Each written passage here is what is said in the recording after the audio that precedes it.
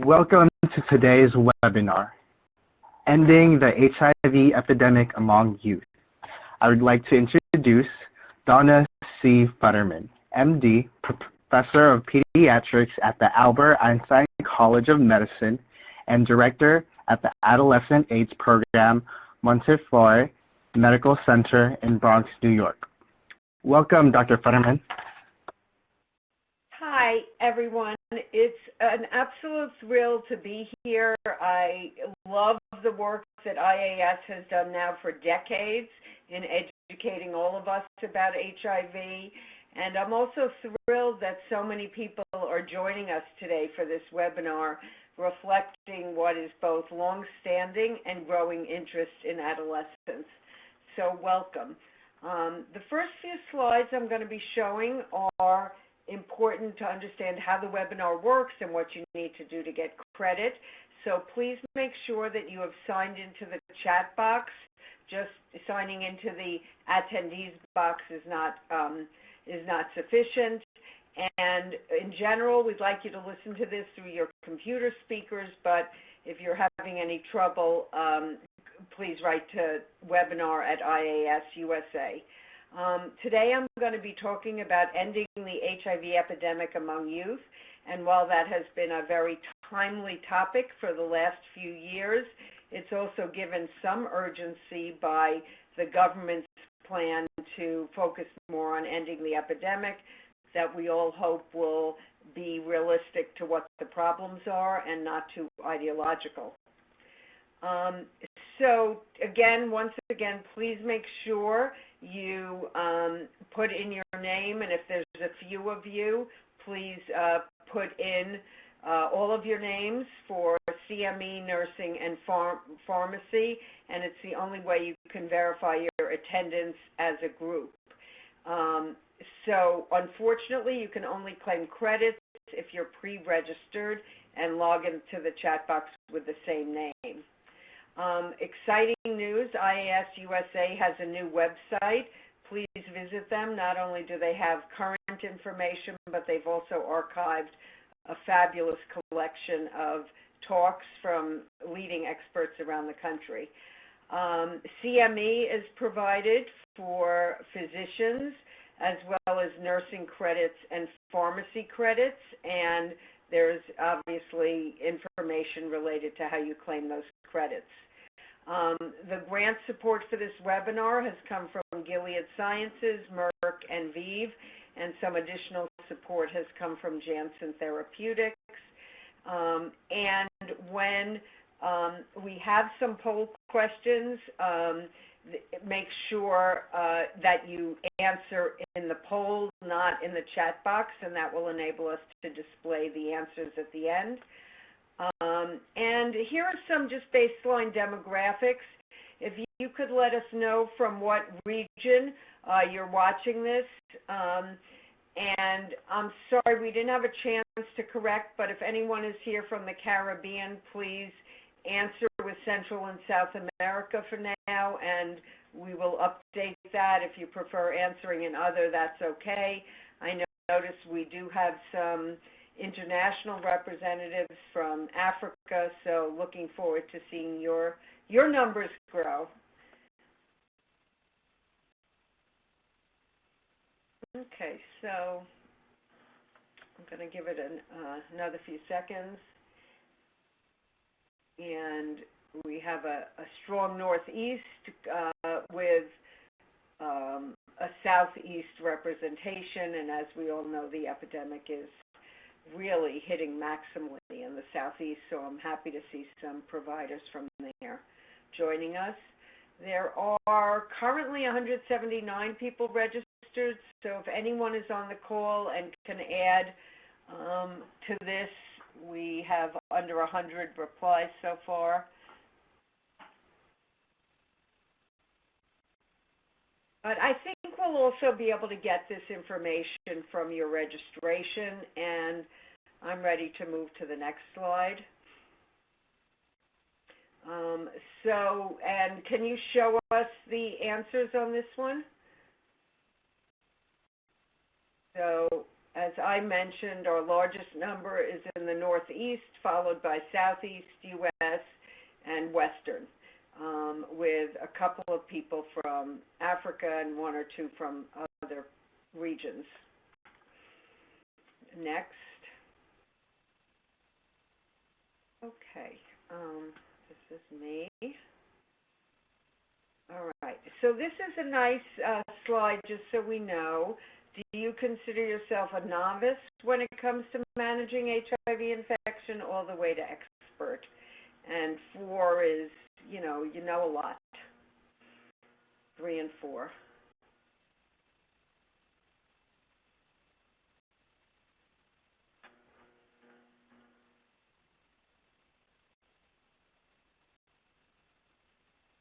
Thank you to those of us who are comfortable expressing that you're novice at this, and the people who have a little more experience, 3 and 4, are the majority of people today.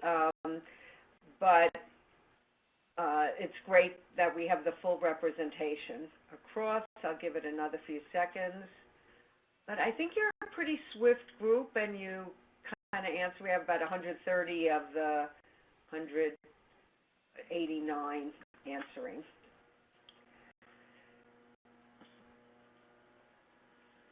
So please join in for the answers. We love our data.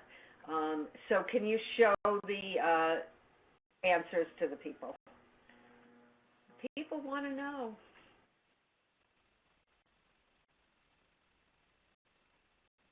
So Michelle, if you could show the answers, unless you think I'm rushing it too fast.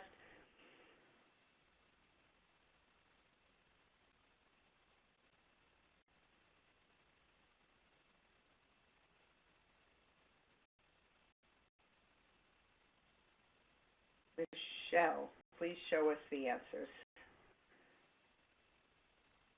Do I have to hit broadcast? Okay.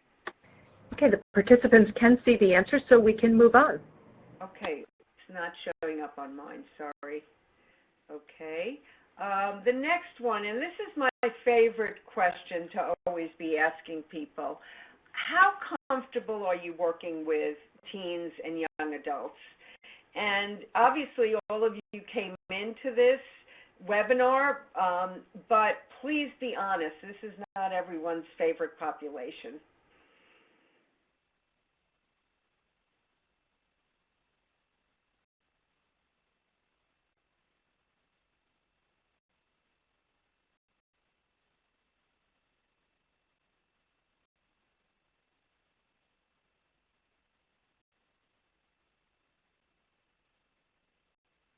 Thank you for the 32 of you who go from uncomfortable to number 2.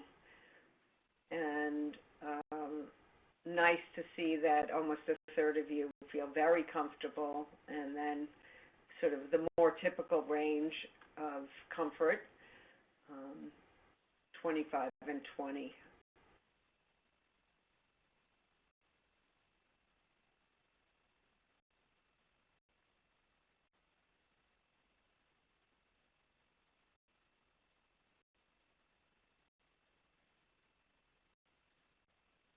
Okay, so I'm going to now jump into the main portion of the presentation, and ending the epidemic among youth. What's it going to take? There's no easy answer, as I think all of us doing this work are well aware. I have received some grants from my institution, from Gilead Sciences. And here are some of our learning objectives to describe behavioral, biological, socioeconomic vulnerabilities that place youth at risk, and who is most uniquely at risk. What are some strategies to optimize the care cascade among positive youth, and what are practices that we can use, that we can adapt to make services more friendly to young LGBTQ patients. So a couple of pretest questions. In the United States, youth 13 to 29 make up what proportion of new infections? And the answers are 15%, 30%, 40%, and 60%. And I'm not going to give you the answers right now, but we will review them at the end, and you'll see that most of the answers are embedded in the presentation. So we have roughly a tie between 30% and 40%. Some people think even 60%, and some think 15%. So a slight preponderance of the 40%, 37 versus 31%.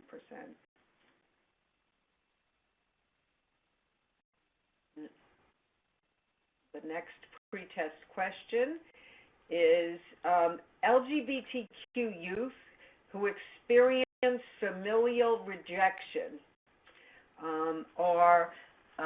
have an 8.4 times more likely to 1, have unprotected sex, 2, attempt suicide, 3, suffer from depression, and 4, use illicit drugs.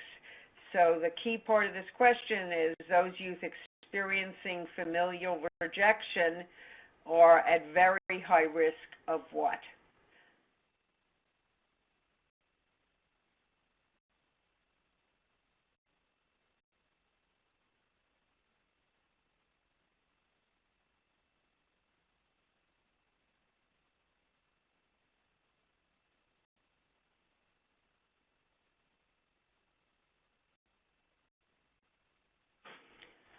Okay, so very close.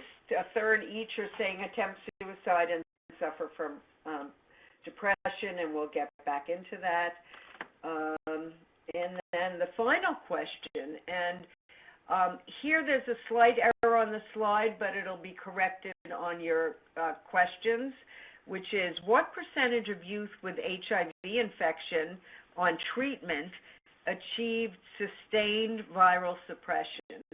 So the first category is 12%, the second is 27, not 44, the third is 67, and the fourth is 83. So this is sustained viral suppression among youth on treatment.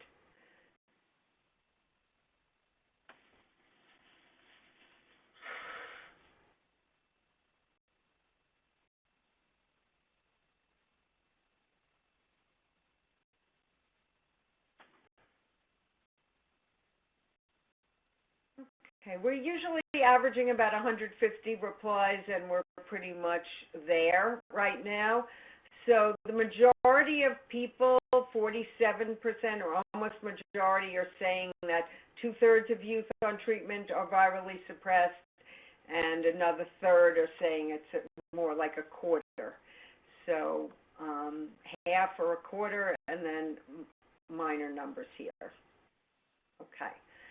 So I'm going to start or engage this issue more. I'm mainly going to focus on HIV in the United States, but I thought it's important to remind us that adolescents living with HIV is a global issue, and it's a little different than it is in the United States. So if we look in the red box, AIDS has become the #1 killer of adolescents 10 to 19 in Africa, and worldwide it's #2. So youth accidents, homicides, suicides, there's not a lot of medical problems that are killing them, but if we look at AIDS, it is the #1 killer in Africa, where the majority of the epidemic is. Overall, 2 million adolescents are living with HIV worldwide. Youth 15 to 24 are 37% of incident infections in the world, and that comes to yearly 380,000 new infections in youth. What's different about AIDS in the rest of the world is that the majority of people infected are girls. 60% of new infections are among girls, and that's very different than our U.S. epidemic.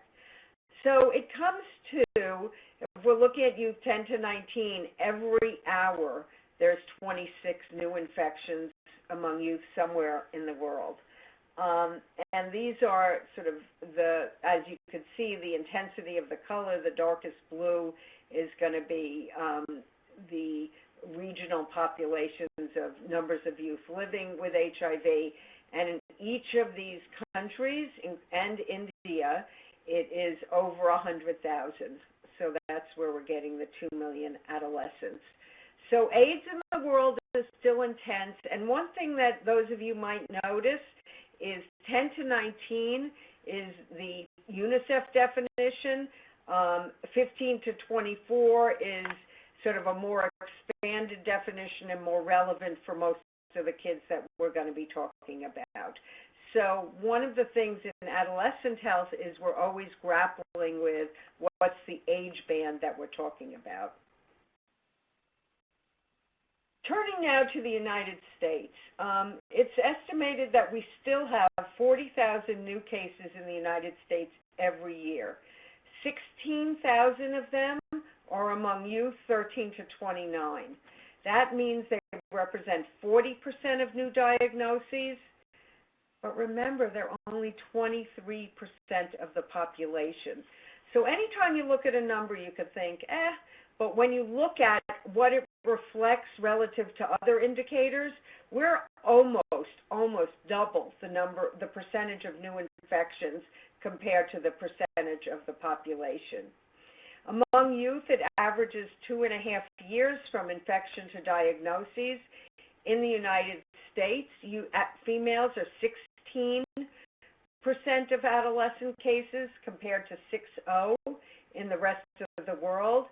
The South is emerging as a major epicenter of HIV, which now has 52% of all new cases. And in 2014, 90% of the diagnoses among males, so remember that's the 84% of diagnoses, 90% were gay and bisexual, with 22 to 23 being the highest age band for these new diagnoses.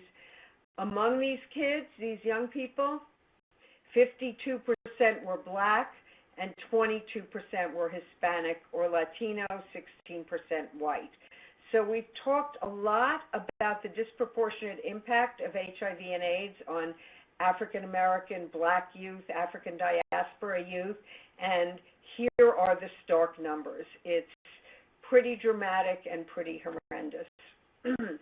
It's estimated that 1.2 million people in the U.S. are living with HIV. Among adults, or among all the people, 1 in 8, or 12.8%, are unaware they're infected. But the studies of youth show that half of the youth with HIV are still unaware. And this was data from 2017 and 2018. So you can see that HIV testing is a major, major issue remaining for youth.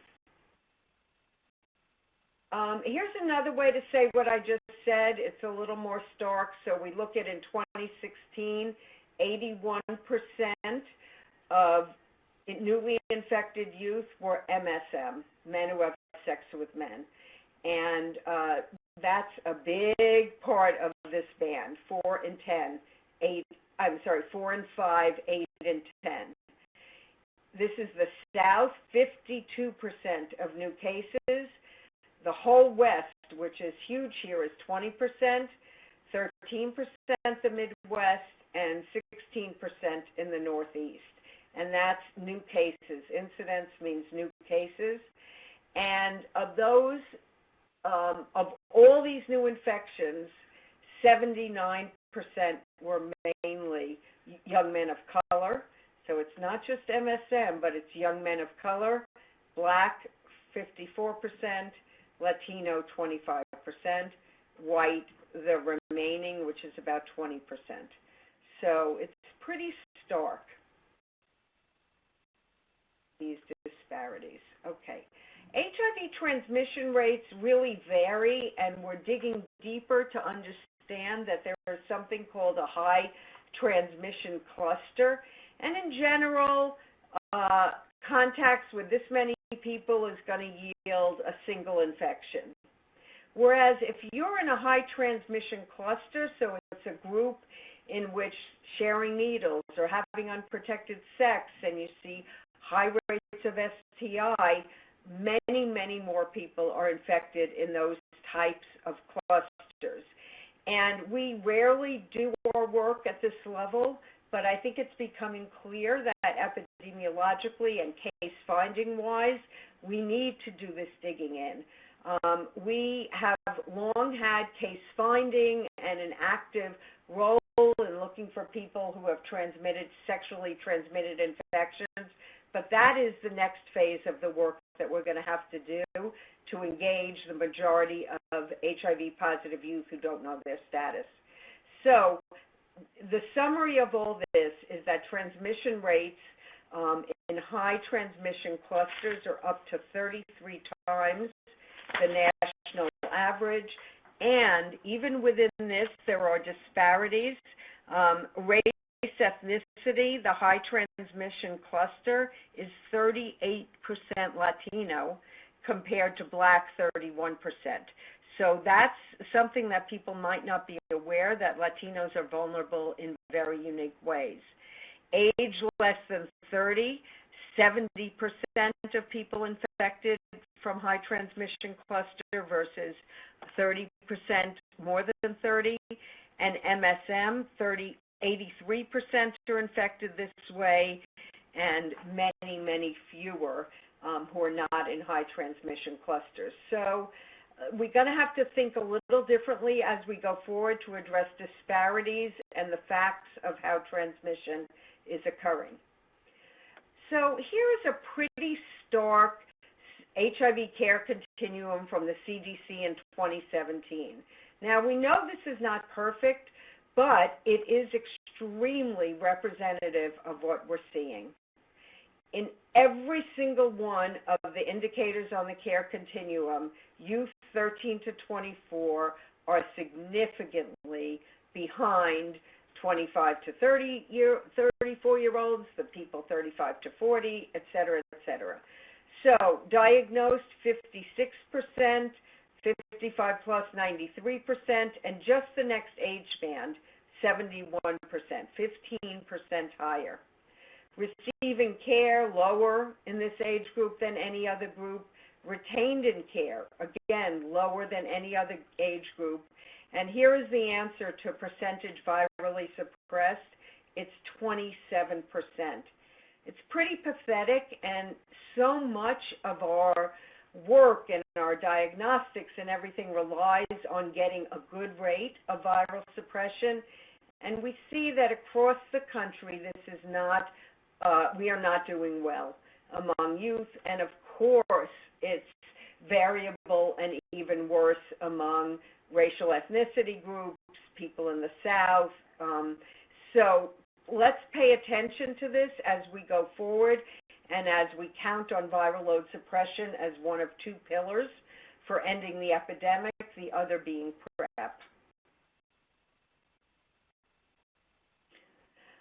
Here's another way to conceptualize it. In the global HIV Care Cascade, we're hoping to 90-90-90 in each of these things. So it's diagnosed, prescribed ART, and virally suppressed. They're not really using the indicator of retained in care, which I think we all know is a hard measure to keep. So for diagnosed positive, many youth have not been tested, and we're going to talk about that next. Prescribed ART, most youth have inadequate access to ART and youth-friendly adherence support and youth-friendly services, and we see poor data, wide variance in global viral suppression in youth. So these are all extreme challenges for our work. So let's start with HIV testing as a very important way to optimize the care cascade. Most youth who are positive still don't know. This is 2019.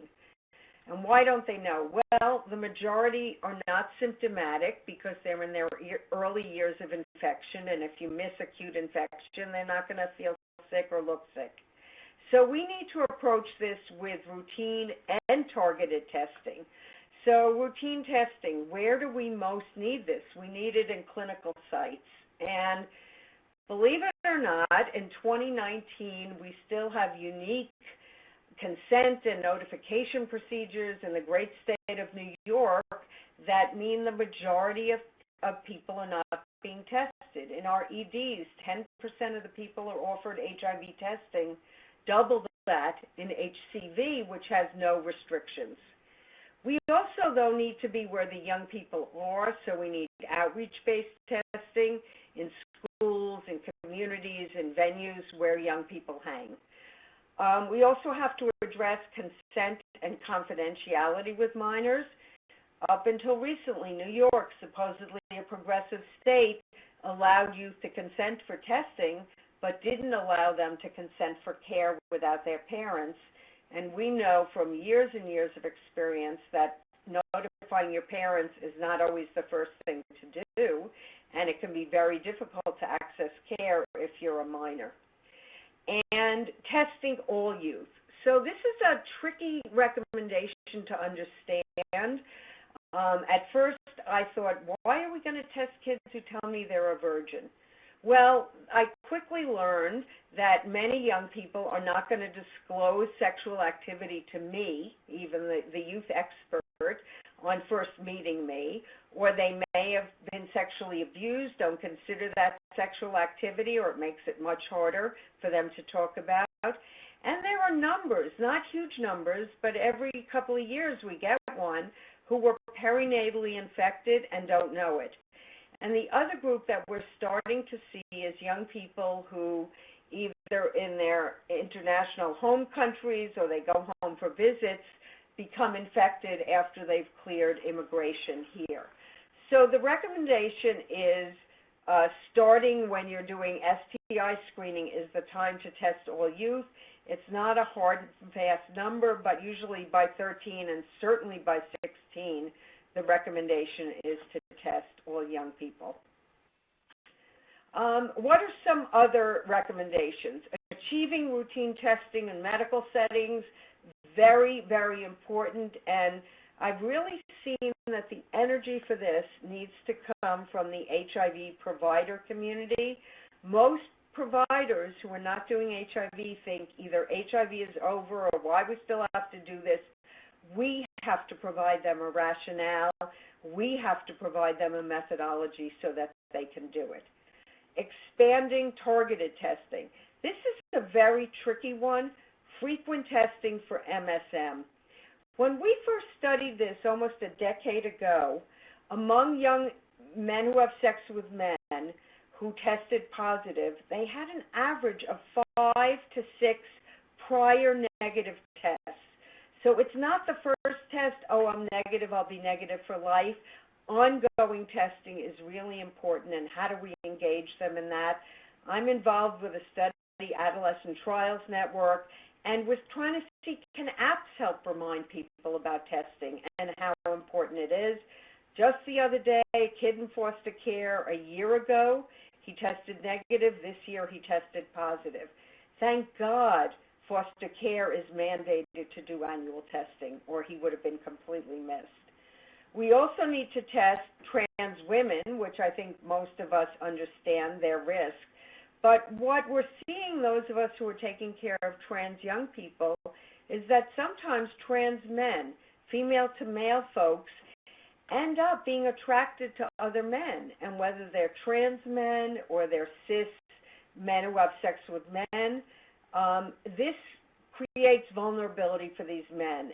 And it's a very kind of interesting thing for those of you who don't work with trans young people to realize the difference between who you identify with and who you're attracted to, and also how that can be influenced by hormones.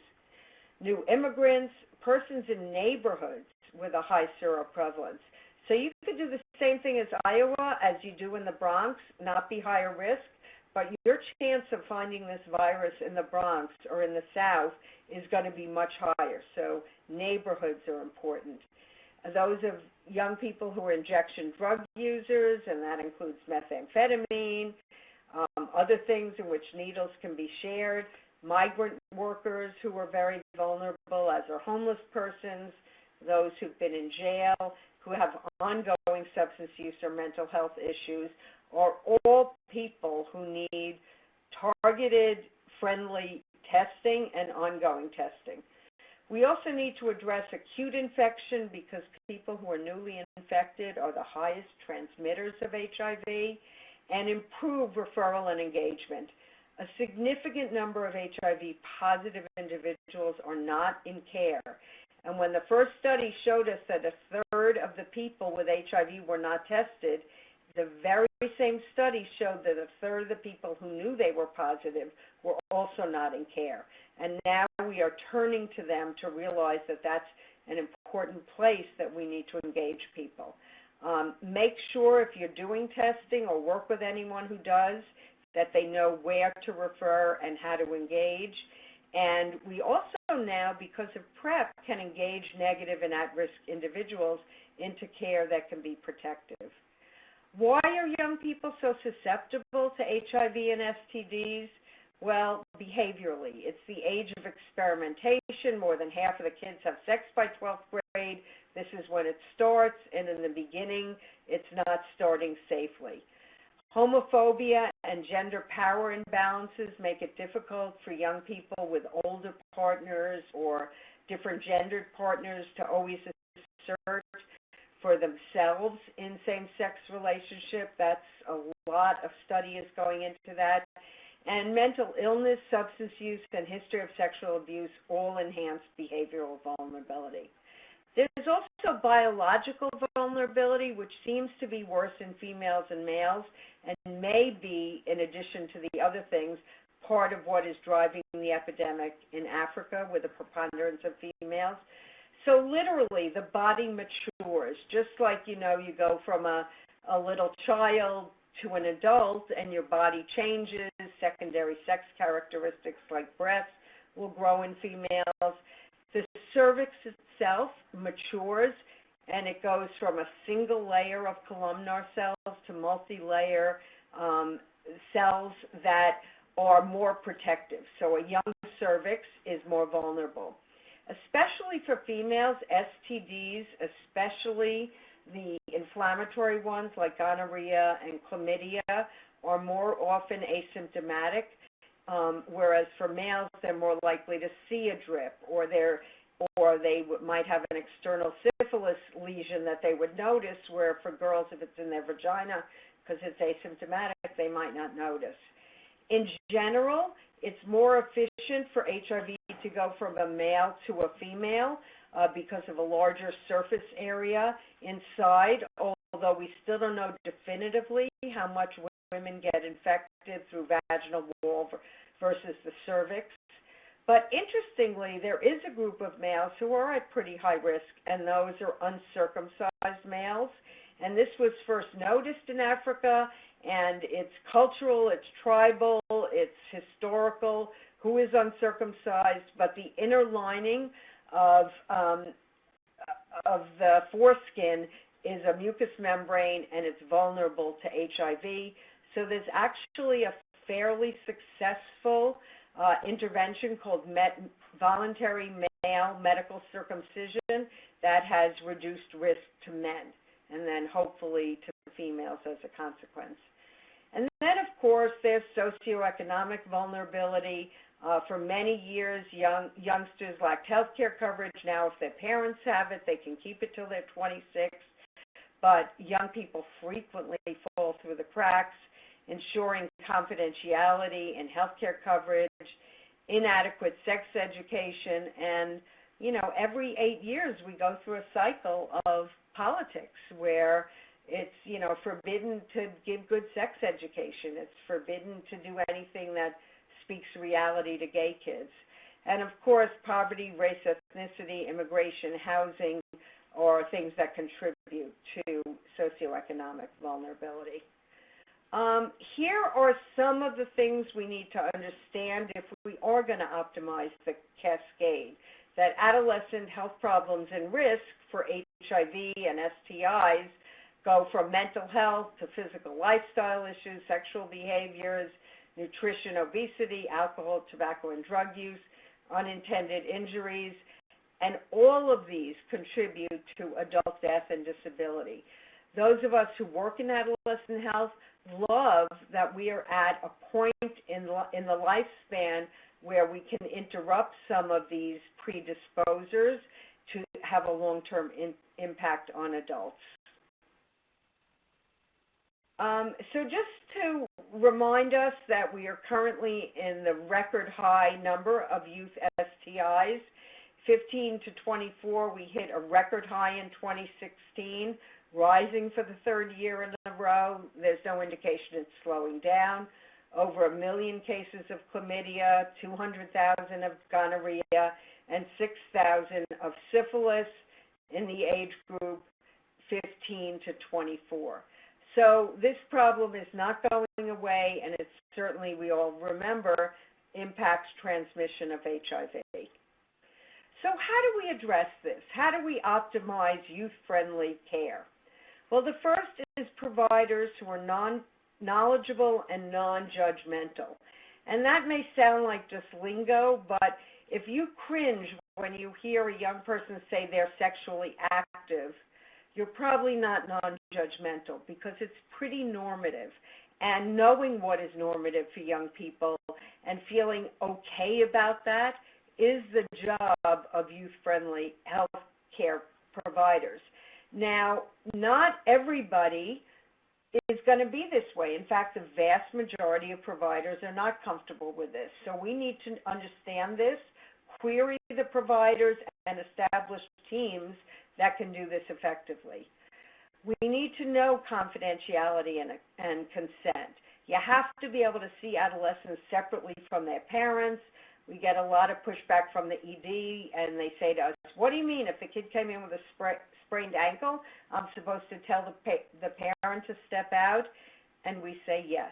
You need to tell the parent that the young person needs some time, and there's a whole learning thing about what is youth confidentiality. One of my favorite interventions is this one, cohorting youth to a single day. There are very, very few clinics that are youth only. But if you make Tuesday be your youth day, the youth are going to find each other. They're going to be able to benefit from their peers. You're going to have providers who are more comfortable doing that work.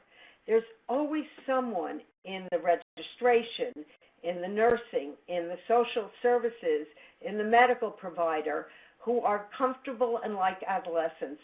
Find them. Young people have platinum antenna, and they will know who likes them and who doesn't. So please pay attention to this, and this cohorting is a very useful strategy. You have to be able to address the socioeconomic issues, housing, transportation, and empower youth to live with HIV. Those of us who started in this epidemic in the early days, we kind of had the attitude, why are you going to bother going to school? You're not going to live, a long life. Why not just enjoy yourself? But that's not true. This is a lifelong infection in which young people need to be empowered to live their lives. So first we address coping and mental health, because without that, the rest really doesn't work. Then we address what is their HIV care and how can we help them with this. 27% viral load suppression. We're not doing great. And we also need to address prevention, because just because someone has HIV doesn't mean they are not challenged and have to address how not to pass this on. So some of the issues we note in treatment, and again, any one of these could be an entire talk, but I'm just highlighting it to you so you see what needs to be on your plate. Adherence, viral load suppression. You can't suppress HIV if you're not almost maximally adherent. So we get very concrete with this. We assume that adherence is difficult and do pre-counseling on it. We do a lot of things to try and address adherence. The next thing is disclosure. It's very hard to live with HIV if you haven't told anyone. Very few kids will tell their parents first. It's usually their provider, then a friend, then a sister or cousin, and then the parents. They have to feel really secure. We have to address their ongoing risk of transmission, getting another strain, getting an STI.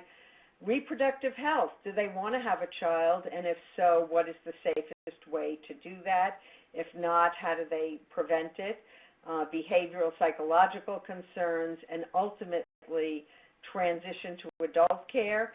And this can range from 18 in some settings. Most people are going to use 21 or 24, and some even go into young adult 28. So viral suppression, we now know that immediate treatment is a game changer. It actually was scary at first, but most teens like the idea of not waiting to treat. Pubertal development is key for dosing. If you have a child who is not really developed, you use pediatric dosing. If they're fully developed, you use adult dosing regardless of age. Developmental issues are really key to doing this youth work. Most teenagers are concrete and present-oriented. Many providers say so are adults, but almost all adolescents. Adverse events can seem intolerable. And those young people, especially those who were born with HIV, med rebellion is a form of independence, but it's terrible for their health. This is my personal favorite. Mistrust providers, yet they trust misinformation from their peers and from the internet. Doctor, it doesn't matter what you're telling me. This is what I learned from my friend. So we need to dig deep and learn their barriers and motivators. Perinatally infected have unique needs. And here is my mistake, because it actually is 27%, not 44%, who are virally load suppressed. And is everyone seeing my arrow? Because I feel like it's jumping all around. Okay, so U equals U. This is something that has become a very exciting part of our understanding, and undetectable is untransmittable. And this is a real breakthrough from people who are long-term undetectable, who've lived with HIV for a very long time, and are able to adhere to ART and remain in care. Love it, fantastic, lots of scientific sign-on. But really, how big is this population of long-term undetectables? In the U.S., the thinking was about 30% in 2014. I don't know what the new numbers are. In New York, they're claiming 74% in 2016. But as I showed you, youth are much less likely to have sustained viral load. And how does that reflect the U equals U potential? So me and several of us working with young people are really worried about this movement for young people, and we know we have to check the young person. You know, there's a lot of thinking that if you're undetectable once, you're undetectable, and that's not true. It's long-term. Who's vulnerable to being detectable? If you have personal or structural instability, when you sleep a different place every night, it's hard to keep up with your pills. If you're newly infected, it's hard. You have to be engaged in youth in general. Medical problems of perinatally infected youth. For a long time, we've not had pediatric formulations or PK data. When ritonavir, an old drug, came on the scene, it literally tasted like diesel. Kids were not able to swallow pills. So this is an ongoing problem. Drug resistance, these kids were treated with serial monotherapy because that was the standard, and in general they have poor adherence.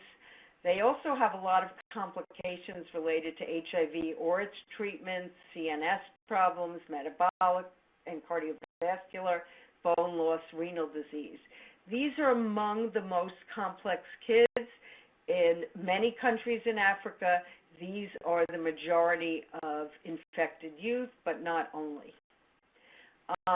There are family dynamics. What is their current relationship with their mother or their parent? Was the mother sick? What did she think of her illness? Who's raising the child? And if a parent or close loved one died, it usually was soon after they started AZT. So the myth is the AZT killed them, not the HIV. When was the child told? If they weren't told till 14 or 16, they're going to be pretty angry and confused. Were they sick or asymptomatic? And then treatment itself had a lot of side effects. So this is a quite complex group. Transitioning into and out of adolescent care, the adolescent and pediatric model is supportive. The adult model is independent. And we're changing the responsibilities from the parent and provider to the patient. Very hard to do, takes a long time, and is not very linear. We have to, in this process, promote growth, self-expression, personal decision-making, choosing an adult clinic that has multidisciplinary services. We spend a lot of time in social and case management. The new clinic has to at least have some of that. It's very traumatic for youth to leave their trusted providers. Adults don't have to. Walking into an adult clinic can be very uncomfortable, and we often work in what we're calling phased transition with using case managers and GYN as maybe the starter. Turning now to the young people who are really bearing the brunt of HIV, lesbian, gay, bisexual, transgender, and queer or questioning youth. Let's remember that although we talk a lot about their problems, in general, they have the same developmental tasks as all youth, and most of them, us, grow up to be healthy adults. They have to develop a healthy, integrated identity amidst negative stereotypes and prejudice. Let's stop right there. There's a lot of oppressed kids who face negative stereotypes and prejudice. But what's often different for LGBT kids is they often do not have family support. We know from the violence against African American kids that families have the talk with them about what it means to be around the police. There's very few LGBTQ parents or parents of youth who have the talk. Most of them either ignore it or just aren't there for them.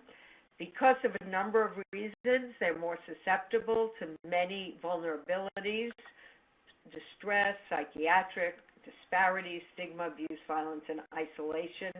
The biggest word here is isolation, and that's very damaging because remember, adolescence is the time when you shift to peer identification, so to be pushed out of your peer group is very dangerous and painful. And then transgender youth have it even worse throughout their childhood to adolescence, depending on when they first recognize their own gender identity. And there are not a lot of supports and providers who are willing to help them. So what are the elements of LGBT-friendly care? Well, not hugely different from youth-friendly, but the same thing, a welcoming environment, cohorting youth to the same day if you can. Let it be known through either your own interaction or posters on the wall that you're happy to discuss gender and sexual identity. Look at your electronic medical record. Does it allow you to record gender, orientation, pronouns, correct names? Making sure you pick materials that include LGBTQ imagery. Young people who are gay can be afraid of picking up a pamphlet that says, for gay kids, but they can pick up something for all kids and then notice themselves in it. If you can create gender-neutral bathrooms and assure confidentiality, there's something called explanation of benefits, which many insurance companies send home. So you could say, oh, we're not going to tell your parents, and they get the bill for anal GC screening. You could be sure they're going to have some questions.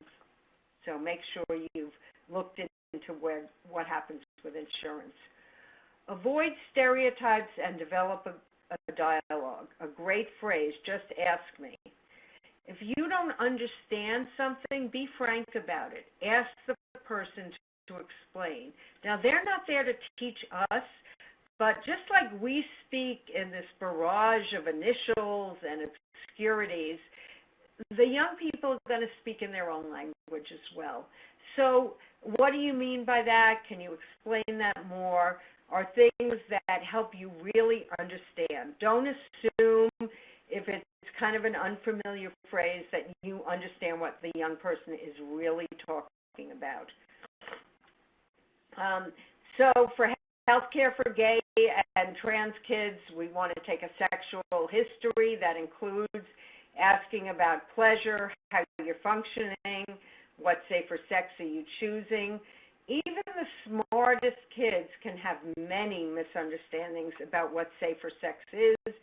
Rarely is the M word used, masturbation, and that is so key to all of this, yet it isn't something that we always are comfortable teaching about. We need to make sure we're doing primary care. We now do triple-site screens for everyone for gonorrhea and chlamydia.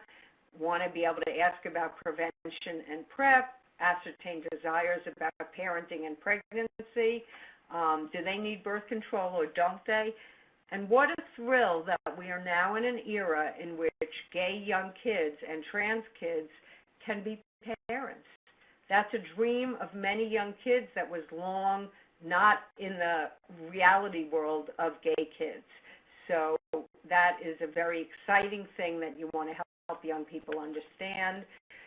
Screening for sexual assault, parental support or rejection, and do they need gender-affirming care? Okay.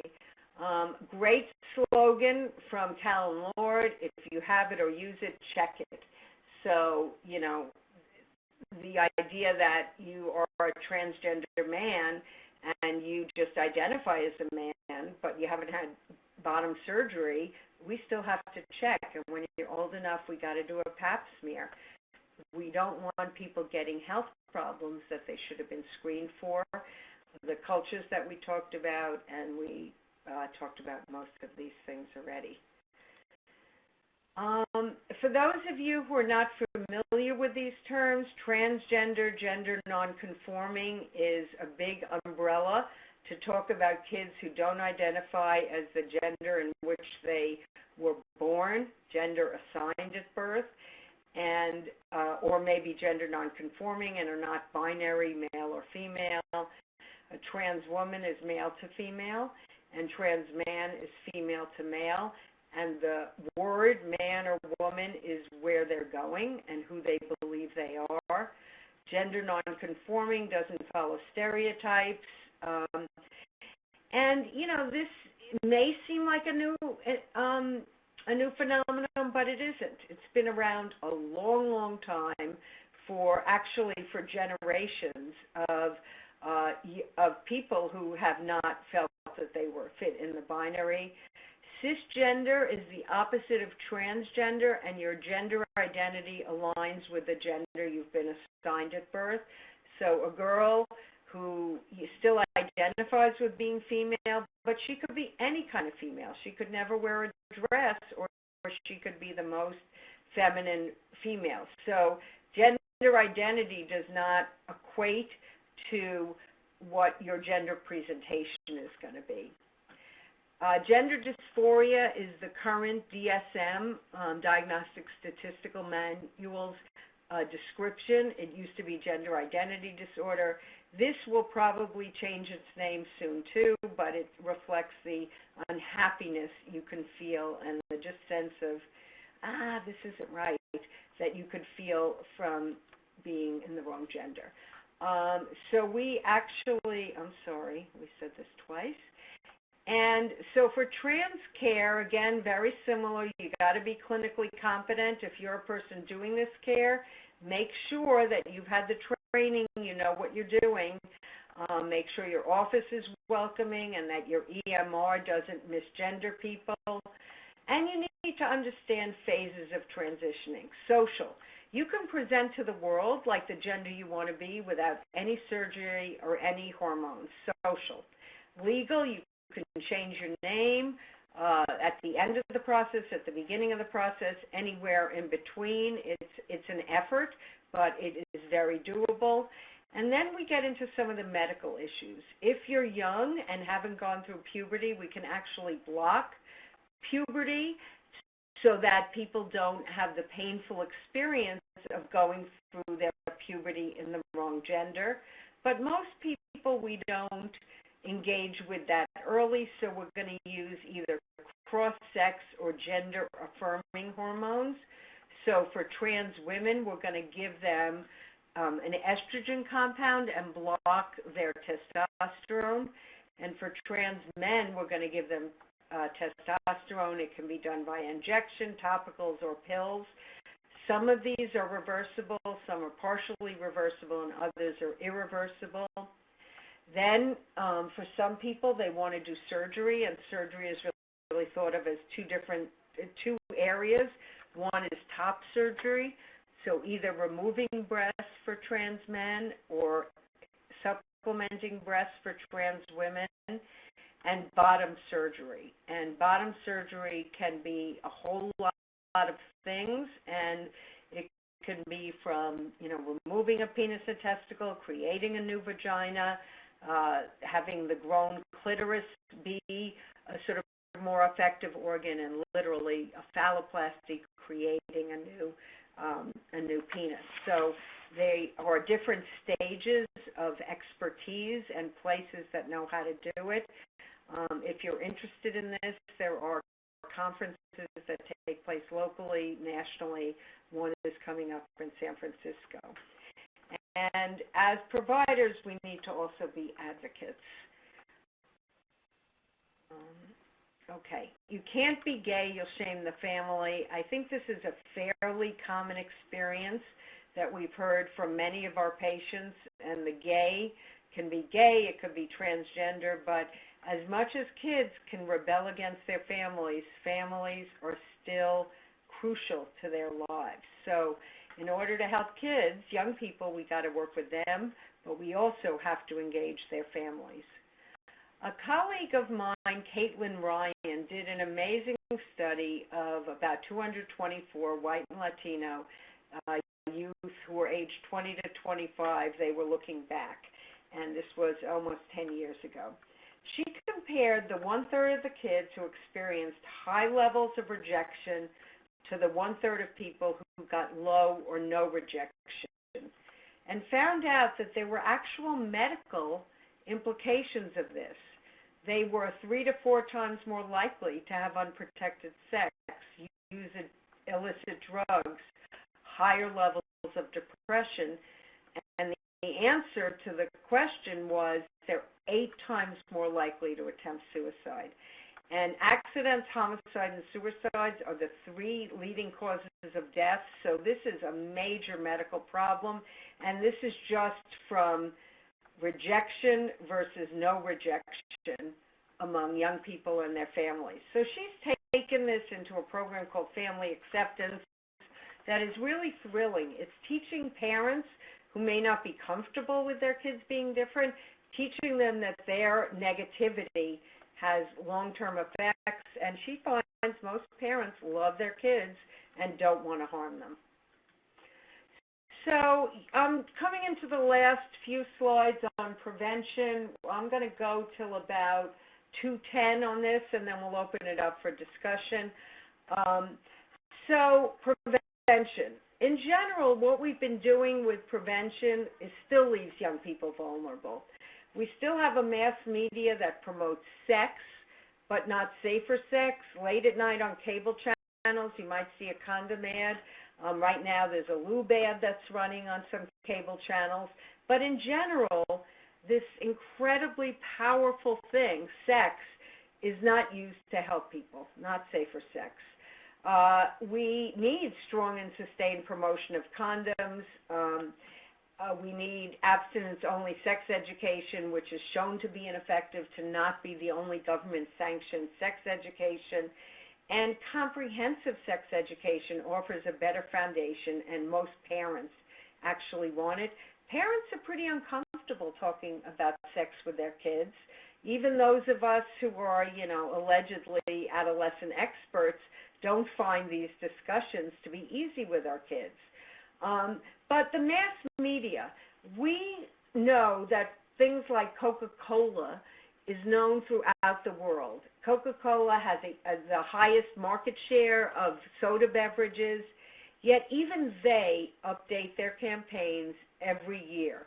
One of the most exciting things about the Super Bowl is people watching the commercials because they know commercials have an effect. We have to put the same kind of energy and updating and smarts into mass media and social media if we think we're going to come even close to getting on kids' radars about safer sex. They know when it's geared towards adults, and they also know when it's geared towards them. And my biggest marker of knowing when it's geared towards the right people is that I don't get it. These things that aim at young people are not aimed at adults, and the kids know when it's just targeting them. So in general, behavior change is very difficult. Prolonged interventions are more successful, and programs need to combine skill and knowledge and look deep inside and how many of us are really doing well on our New Year's resolutions. I don't think I have anything to worry about. I assume they're negative. If they're positive, they wouldn't put you at risk. You can tell a lot by appearance. Throughout a very long time, I think this is in the main way that young people think that they can tell. He looks fine, she looks clean. That's the prevention strategy. Sadly, doctors and nurses often use the same thing. We look at someone and we say, or we hear a sentence of their history and we say, they can't be at risk. And we need to not think we can use the visual AIDS test. We need to know that a test doesn't give you AIDS, nor does it prejudge someone. It's just the way to know which way we're going to track them into treatment. Is it prevention or care? PrEP was tested relatively late among youth. The Adolescent Trials Network did one study of 18 to 22-year-olds and another study of 15 to 17-year-olds. Adherence dropped across both studies after week 12, so adherence interventions need to be long-term. And unfortunately, PrEP was approved for minors just in 2018, years after it was available for adults. So often, treatment for our young people lags that of adults. And once again, PrEP, like everything else, suffers from disparities. Over 20% of new diagnoses in 2016 were among youth, yet only 11%, half, of PrEP users were younger than 25 years. Like I said, the numbers jump around. This is up to 25. It's estimated that 700,000 U.S. youth could benefit. I don't know what the numbers getting PrEP are. This is the new HIV infections, the pie on the right. 44% in African Americans, 24% in Hispanic Americans, and this is 2015. Turning to PrEP youth, 44% of new infections, 10% of PrEP users. 24% of new infections, 13% of PrEP users. So that is our challenge. If we're going to end the epidemic in youth, we got to engage providers of this community. We got to work with community organizations. We got to have youth as spokespeople. And we need to recognize that this is the group that is being left behind, and what do we need to do to fix it? Okay, so we did some market research of MSM, trans youth of color, and we found that among these youth in New York, 13 of whom were former, 10 were current PrEP users. There was a lot of misunderstanding. They didn't understand PrEP's effectiveness. They prioritized side effects way over the preventive effects. They felt like they couldn't afford or access it, weren't aware of programs and insurance. Even the highest risk youth didn't think they didn't have high perceptions of HIV risk. So great, disconnect there.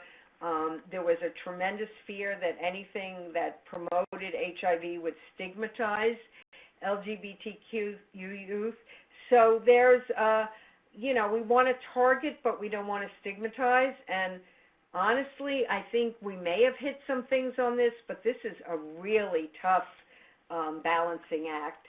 And we learned that there's a strong preference among youth for video-based information on social media platforms versus the brochures that we all love to produce. So we developed a campaign with support from our local city, DOH. New York has been great on this stuff and allowed us to be very creative. Ultimately, the campaign is called Be You, Be HIV Free. We use humorous memes with links to our landing site, short videos. The landing sites get you a way to screen into care. And we're using social media, the digital channels. We're having a soft launch in January and a much stronger regional launch in the spring to summer. And some of the examples, Be You, Be HIV Free. So these were young people who were recruited to the campaign. They're models, but they're also the kids that we see. And it's not all black kids. It's, a range of kids, including a young girl. The Be You, Be HIV Free, another phrase we use, sex without stress. That's the freedom you get with PrEP, the HIV prevention pill. We felt like the word prophylaxis was just so obscure and even an ugly word, so we're going for HIV prevention pill. Once you come to this website, you can click one of several videos in which the young people address different parts of HIV, from all the concerns in the first slide, its expense, its side effects, its availability, its effectiveness, et cetera, et cetera. And ultimately, we have some exciting and good ways to end the epidemic, ETE, that's what we call it. But let's make sure no one gets lost along the way. We need to make testing more routine. It's still exceptional and cumbersome in many medical settings.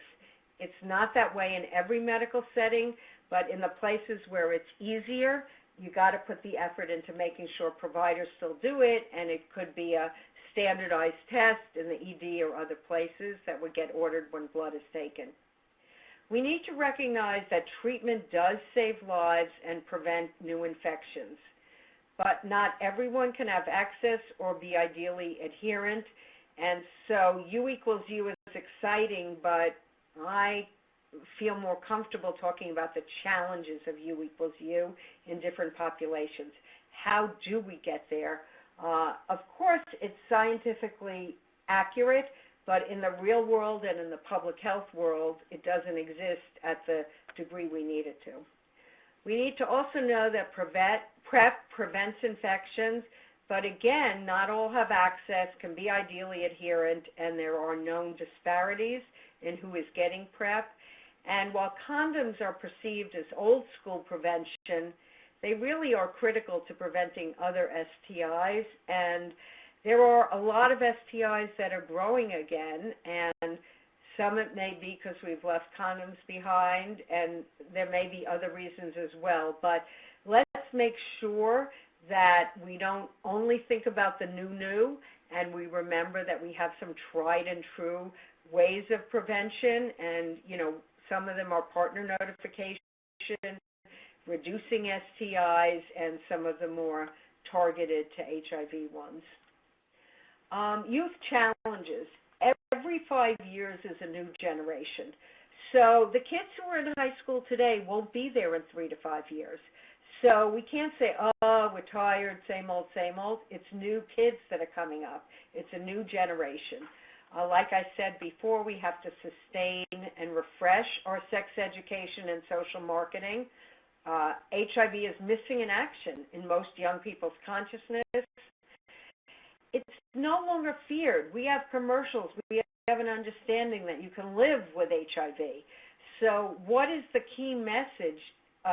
So it's become treatable and invisible. So we no longer could say is avoid HIV because it'll kill you. What is our next generation message as to why you should not get infected? For many kids, they face a duality. They either feel like, oh, I'm gay, of course I'll get HIV, and, you know, facts like 1 in 2 black gay men in the South will get HIV makes it feel very inevitable, versus young people who, in general, feel they're invulnerable to anything.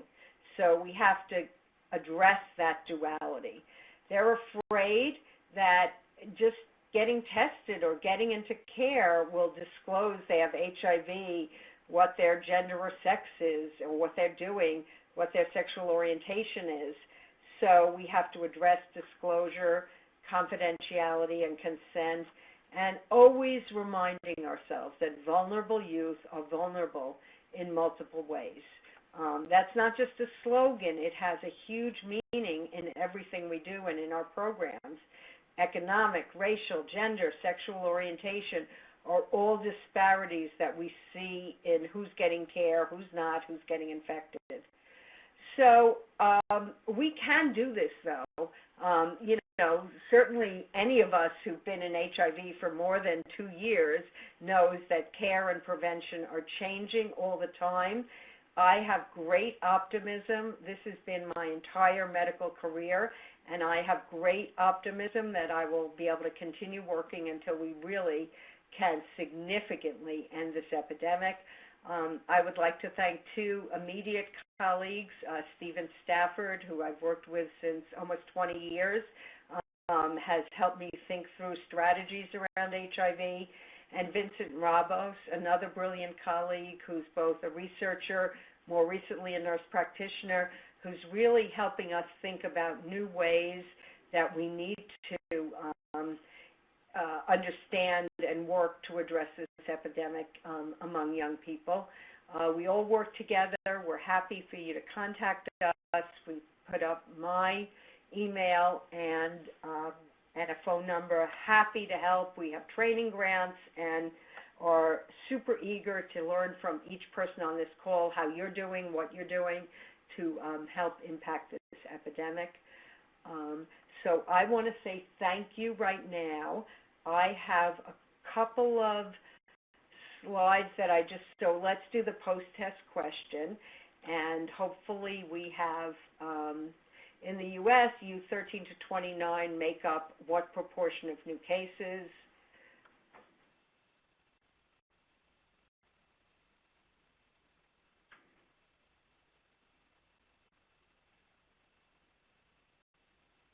So we're getting in some new ones. About 2/3 of the people have said 40%, and that is the correct answer for right now. And remember, the denominator is 13 to 29. It really picks up in the 20s, but that's when we detect them. It may not be when they were first infected. Next slide. Or did you show this one yet? I'm going to do next slide. Lesbian, gay, bisexual, transgender youth who experience familial rejection are most likely 8 times greater chance of unprotected sex, suicide, depression, and illicit drugs. Thank you. That number did stick in your head, and it's such a stark reminder of vulnerability. It is really, really something that your parents saying mean things to you really has this kind of a long-lasting impact. So about 3/4 of people recognize this. The suffer from depression is certainly true, but the number is not quite as high as the 8 times greater. Next slide, and this is the one that I have switched all the numbers around. So what percentage of youth with HIV achieve sustained viral load suppression? And the answers are 12%, 22%, 6783. I, again, thank you for recognizing, for listening to that. I am still so shocked that that is the number. And if you have a clinic where you're doing much better than that, congratulations, because this is about sustained. And when we look at the kids, they may hit it once in a year, but please don't have the last viral load be the thing you pat yourself on the back about. Look at least a year to see how many of them are sustaining it. Next slide. Okay, so I think we're going to stop for a few moments to, if there's things for the chat box, and please type them in the chat box. And just so you say, where's my question? These are curated questions, and our curation team of Jose, Donna, and Michelle will present these questions to me if you have any. It may be that people are needing to rotate off because we're going over. We'll do this for about a few minutes. So I see a question from Jacob who says, what is the definition of sustained viral suppression? And the one I'm using is over 2 to 3 viral load checks that it will still be virally suppressed. And, you know your kids. So is this kid who's done it for a whole year, reports that they're really taking their meds well, doesn't have any disruption, a year is probably a good amount. But I would never just leave it alone and not check them again and remind them that, being sustained means taking your pills, that a lot of people fall off the bandwagon. If they do, please come in so you can measure, and we can always get you back on it. But in those periods where you're not taking it, please make sure to use another form of protection. And certainly in long-term couples, having the positive one use viral suppression and the negative one use PrEP for a while allows each person to take the responsibility from themselves. Relationships are not always sustained forever despite our dreams. And,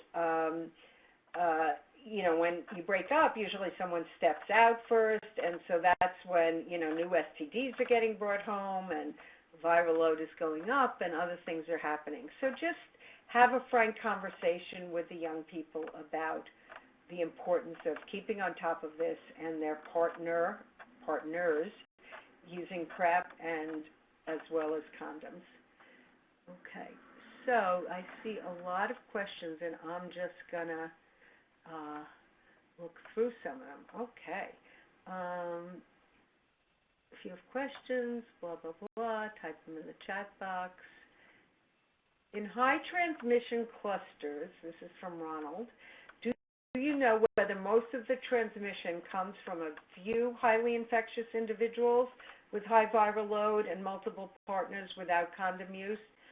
I have a feeling the answer to that is known, but not by me.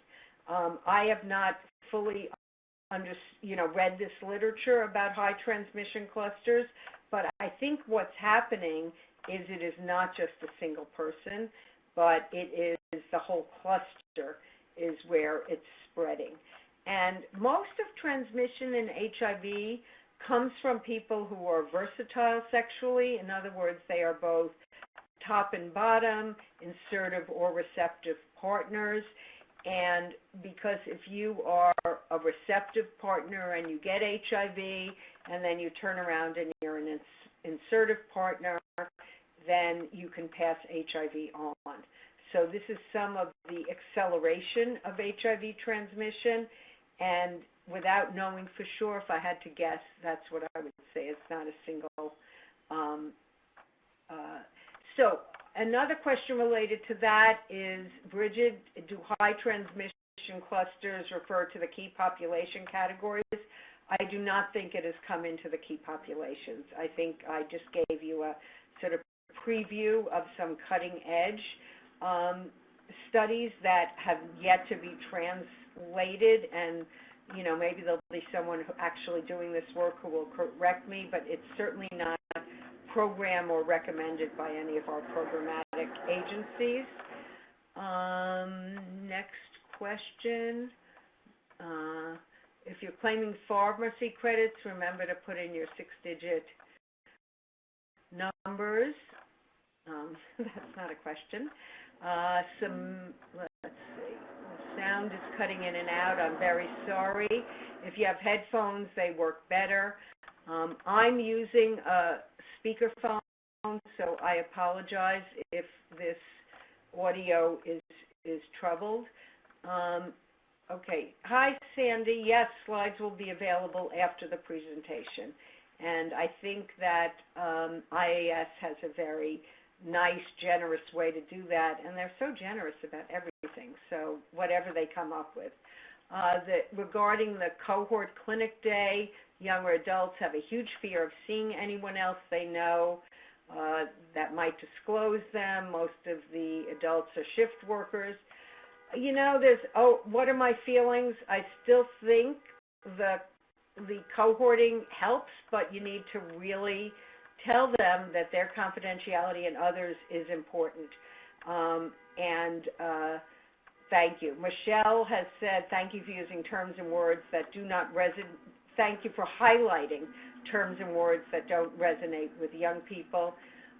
Martha is asking me to compare and contrast the profiles of those you put on PrEP versus those you don't. Good question. Excellent question. I think that the combination of local health departments and CDC really has it right, which is it isn't every youth and it isn't every gay youth. But, for example, I have kids I take care of who've not had sex yet, and they're really, really thinking about it. Probably the first time they have sex, they will not, like, stop and think, oh, my God, I'm having sex. I better get on PrEP. So in my clinic, the gay men who are on staff who feel like they've been through this are much stronger advocates for getting people on PrEP sooner and saying, you know, you got to understand how kids start having sex. It's not, for girls or boys, a recent thing. So, you know, as best I can, we as a team will talk with the kids about it and try and come to a consensus. Anybody who is telling you they're a receptive partner, they're not using condoms, they're engaged in sex work, they've had an STI with you, some of those are kind of no-brainers, but it doesn't mean it's easy to get them on PrEP, but they are important candidates.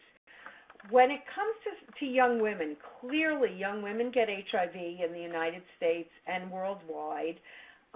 It is also very complex. We had a young kid come to clinic who had one episode of unprotected sex with the boyfriend, the only guy she says she's ever had sex with. Does she need to go on PEP or PrEP? I don't think so, but I'm also well aware that somebody is not necessarily going to tell me the first time what they're really doing, and that we have to dig deeper. So I think letting the young person know what your reasoning is, what might confound it, is part of what you do. And I use the word a lot, based on what you're telling me. But if you do X, Y, and Z, that puts you in a different category. I think that given the risk for gay kids and gay kids of color to get HIV, we should definitely lean on the side of more of them needing to get PrEP than any other population. That might sound controversial, but I think from a public health point of view, it rings true, and we have to decide what we're willing to do to really help stop and prevent this epidemic. And it's not just medical. Never would I think that the only answer is taking a pill. And I hope the president's new strategies for ending the epidemic are not only medically based, because there's so much more that makes young people vulnerable. But it is a tool that I think we need to use much more effectively and aggressively. now, and I'm not really afraid of resistance in this setting. There's been 1 or 2 cases of people getting HIV when they're on PrEP and it's resistant, but that's probably due to the transmitted virus, not what PrEP is doing. Now I'm switching over to presenter notes, and it looks like it's pretty similar. Please compare the politics. Aren't you afraid of resistance? What is the age range that PrEP can be initiated for youth? From 1. Interestingly, when it was first licensed, it was, I think, 18 and above, but when Gilead went to the FDA for the relicensing, it was not age, it was weight. So anyone who is 35 kilos and above is eligible to get it, and you need to check your own home state's rules, because this is local. What is the age in which young people are allowed to get this medicine? Do they need parental consent, or can they consent on their own? The FDA just licensed it by weight and not by age, and the age restrictions come at the state level. And that's confusing, but it's the way many HIV laws work. What's the next one? Is the use of condoms hygienio? Is the use of condoms less important than years ago now that a prevention pill is available? That's a really good question. If your interest is in preventing HIV, because that's the deadly one, that's the lifelong one, versus the other STDs, which, except for herpes, can really be treated, then condom use is less important. However, if you or your patients are also concerned about them getting syphilis, which can facilitate HIV, but we don't know literally what it does in the setting of PrEP, if they go, ick, ew, at the thought of having gonorrhea or chlamydia, and they don't want to get that, tell them they got to use condoms. If it's a woman and she's not using another kind of birth control, condoms is not the best, but it's better than nothing, and PrEP doesn't stop pregnancy. So I think, me, Donna the doctor, of course I would be much more comfortable if young people used condoms. However, we've learned for a very long time that condom use is not easy, it's not universal. So, if given the choice, use PrEP if willing to protect themselves, because a lot of kids are actually interested in protecting themselves and their resiliency and their future. Say condoms need to be part of your plan. How do I think that, Jacob, how do I think that HIV stigma affects adherence to treatment? Is U equals U not a useful tool in combating stigma and encouraging engagement with treatment? I am probably an outlier on this, because I think there's been a tremendous buy-in to the concept of U equals U as both aspirational and reducing stigma and doing a lot of things. However, me, Donna, I've worked with adolescents for over 30 years, adolescents with HIV. I do not find that aspirational is enough. Aspirational works for some people, but I've never seen it work for the majority of the people. So my fear is that this is very misleading for our population of young people. And believe you me, Jacob, I know you don't have your sound on, but people are screaming at me over making this statement, because they're saying you're undermining U equals U, and unless, and it's definitely the way to end stigma. I think it's part of a tool. I've never believed that there is a single magic bullet or a single way we will address a problem as complex as HIV. I do not think that U equals U is the cure for stigma. There's way too many other things that go into it. U equals U does not get rid of homophobia or